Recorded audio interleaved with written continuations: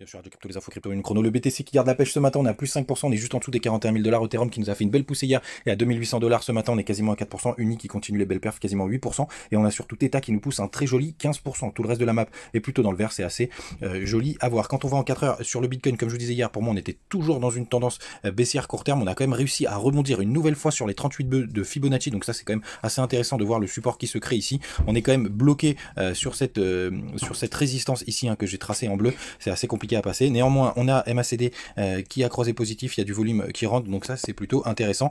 Quand on va en daily sur le Bitcoin, c'est encore plus clair, vous voyez, on est toujours dans cette tendance haussière, mais il faut impérativement qu'on casse les 42 600 $ pour vraiment confirmer cette hausse, donc ça va être quand même assez complexe vu les niveaux de résistance. Sinon, d'un point de vue news, il y a cet article que je trouve vraiment bien fait, qui explique ce qui se passe en ce moment, ce qui peut se passer derrière les institutions qui interviennent, toutes les news positives qu'on a eues, donc je vous invite à aller le voir, et n'oubliez pas, sur Twitter, je vous tiens en direct live informé de ce qui se passe sur le cours à demain.